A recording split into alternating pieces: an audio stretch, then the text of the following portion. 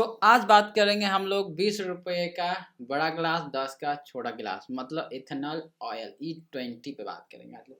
तो मतलब कि हमारे जो भी मिनिस्टर है, आई डोंट नो, पता नहीं क्या है, क्या उनके दिमाग में क्या चलता है। मतलब बेटों को ऐसे बढ़ाना है जैसे कि जनता को पूरा मिटा देना है, तो पुरानी गाड़ियों को कर देना है बर्बाद।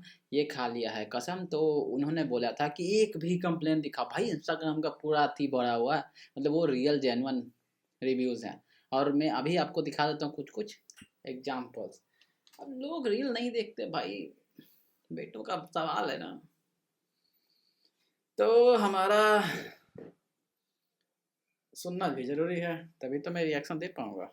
तो पहले चलते हैं E20 फील्ड की ओर। E20 पेट्रोल की वजह से अब अगर आप 15 दिन से ज्यादा बिना चलाए अपने बाइक या स्कूटर को पार करने वाले हो तो ये दो काम नुकसान से बचने के लिए आपको जरूर से कर लेना चाहिए। देखो, E20 पेट्रोल में जो इथेनॉल होता है वो हाइग्रोस्कोपिक नेचर का होता है। फ्यूल टैंक के अंदर में पड़े पड़े पेट्रोल का जो इथेनॉल है वो अपने हाइग्रोस्कोपिक नेचर की वजह से एयर से मॉइस्चर को अट्रैक्ट करता है, जिसके बाद होता है पार्ट सेपरेशन। इथेनॉल खुद को पेट्रोल से अलग कर लेता है और इथेनॉल टैंक के नीचे वाले पोर्शन में जाके जमा हो जाता है, जिससे टैंक में जंग लगता है। साथ ही fuel line, carburettor, injector, fuel pump, इन सबको भी नुकसान होता है। तो आपको दो में से पहला काम ये करना है कि लॉन्ग टर्म पार्किंग से पहले आप कोशिश करना कि फ्यूल टैंक को खाली कर दे। हालांकि कार्बोरेटर में ये करना आसान है, एफआई बाइक्स में मुश्किल है। तो आप दूसरा काम ये कर सकते हो कि अगर लंबे समय तक पार करना तो आप कोशिश करना है कि 2 लीटर से कम पेट्रोल टैंक के अंदर में रखें, जिससे नुकसान बहुत ही कम, ऑलमोस्ट ना के बराबर हो जाता है। तो अब आपको E20 पेट्रोल के वजह से लॉन्ग टर्म पार्किंग से पहले ये दो काम जरूर से कर लेना चाहिए। वीडियो को लाइक और शेयर जरूर से कर दो और इसी तरह के और भी रील्स के लिए पेज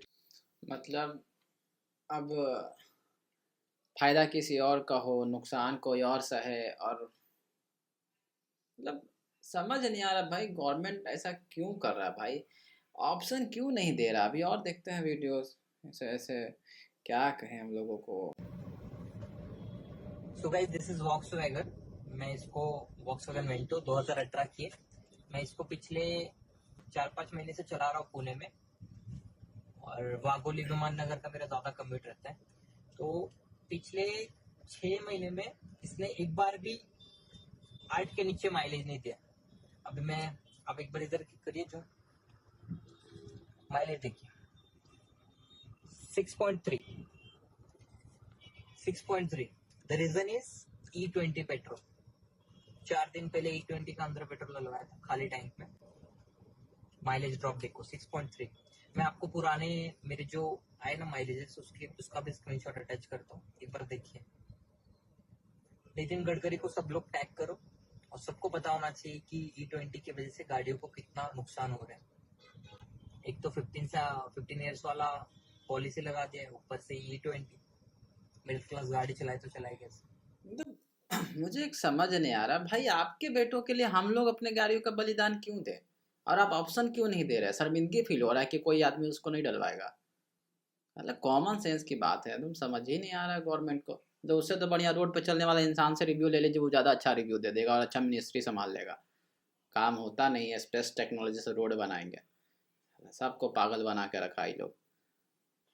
अभी और देखते हैं वीडियोस। ये इथेनॉल एग्जैक्टली होता क्या और ये पेट्रोल में कैसे और क्यों ब्लेंड किया जा रहा है। Now ethanol is a type of alcohol, the same alcohol that you find in liquor, but ये जो बायो इथेनॉल होता है वो अलग अलग टाइप के क्रॉप्स से बनता है, जैसे कि अल्कोहल। शुगर होता है या फिर राइस होता है। अब इसको पेट्रोल के साथ मिक्स किया जाता है। Now ethanol has higher oxygen content compare to petrol, हाँ, व्हिच मींस फार्मर है इट ना, लीड्स टू उनके क्लीनर बेटे। बर्निंग। अब इसमें क्या होता है कि ये जो इथेनॉल है वो थोड़ा ज्यादा मॉइस्चर तो एब्जॉर्ब करता है, लेकिन it is also little more corrosive.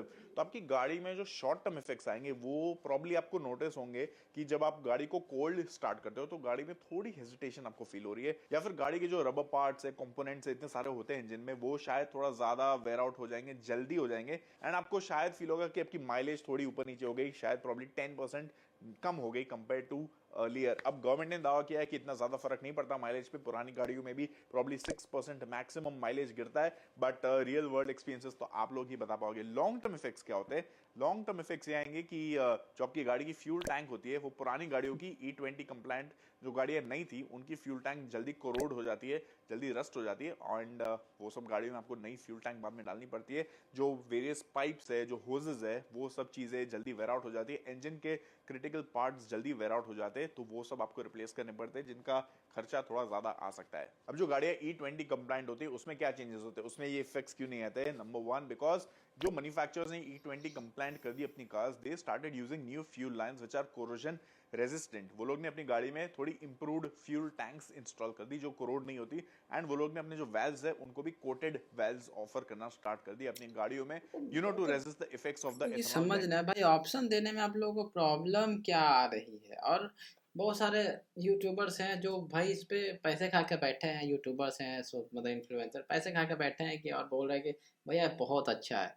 भाई मैं यही कहना चाहूँगा, थोड़े से पैसों के लिए आप बिको मत, जो सच है आप वो बताओ। अगर इसमें नुकसान नहीं हो रहा तो क्यों नहीं स्टेटमेंट निकाला जा रहा है कि अगर E20 से मेरे इंजन को हार्म होता है, किसी भी इंजन को हार्म होता है, तो उसको इंश्योरेंस कंपनी से पैसा मिलेगा, या जिन्होंने ये लॉन्च किया वो सरकार देगी।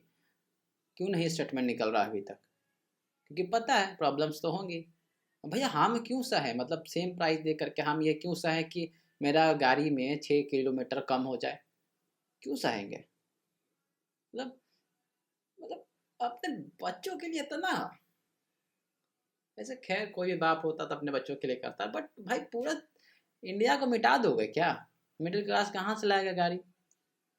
10 साल का टाइम है ना, 15 साल का टाइम होता है ना, अब डीजल में भी मिलाइएगा, ट्रांसपोर्ट में प्रॉब्लम होगा, ट्रक का माइलेज गिरेगा, महंगाई बढ़ेगी। तो ऐसे करेगा तो फिर गवर्नमेंट को वोट कैसे देगा कोई?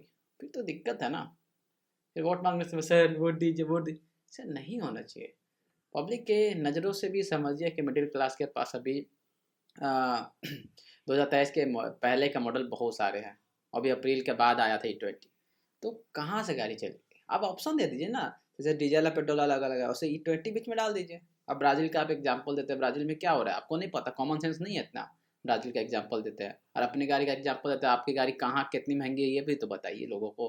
100% इथेनॉल, सबके पास है इतना पैसा? 100% इथेनॉल वो समझे नहीं आता, कॉमन सेंस की कोई बातें नहीं है। ब्राज़ील ब्राज़ील ब्राज़ील, अरे ब्राज़ील में पेट्रोल पंप बाकायदा 5, 7, 10, 20, 27 लिखा हुआ बाकायदा, आपको जो कंफर्टेबल लगे गाड़ी में, सूटेबल हो वही आप डलवा सकते हैं। नॉर्मल पेट्रोल चाहिए तो वो भी है, लेकिन यहाँ भाई मतलब वोटिंग ही हटा दो, सबसे अच्छा आप ही राजा, राजा का बेटा बनेगा राजा।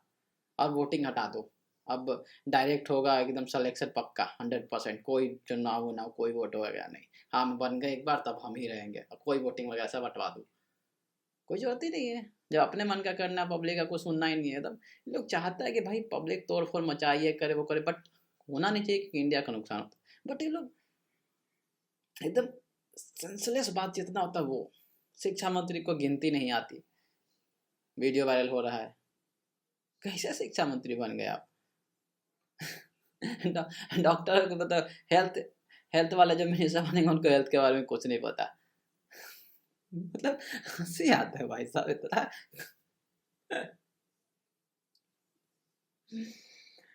भाई साहब इसीलिए इंडिया ग्रेट हो गया। पहले का इंडिया और अब का इंडिया में कितना डिफरेंस है। मतलब एक गवर्नमेंट तो 70 साल बर्बाद करके गई, अब ये भी आया तो ये भी वही हालत में लगा हुआ। भाई अपोजिशन ही काबिल नहीं है, किसको वोट देगा? इस बात का घमंड है इनको, क्या करे? कोई अपोजिशन सही हो तो आदमी कुछ बोले भी, अपोजिशन ही सही नहीं है। मतलब अपोजिशन से तो मोर देन बेटर है अभी वाले सरकार, कोई ऑप्शन ही नहीं है। इस बात का बहुत घमंड है भाई साहब, कोई तो आए जो इस गवर्नमेंट को सही वक्त सिखाए, इतना घमंड। चलिए ठीक है, मिलते हैं अगले ब्लॉग में। बाकी हम लोग अपने गाड़ी खराब करने वाले कहते हैं यार, और so called influencer please blog बनाइए और वो इस बात पे इस मुहिम को उठाइए कि बाद में प्रॉब्लम। मिडिल क्लास के लिए सोचिए, कभी कभी वो सोशल वर्क, हाँ सोशल वर्क भी करनी चाहिए भाई साहब, सोशल वर्क करिए प्लीज़। बाकी फ़ोन आ रहा है, बाकी मिलते हैं अगले ब्लॉग।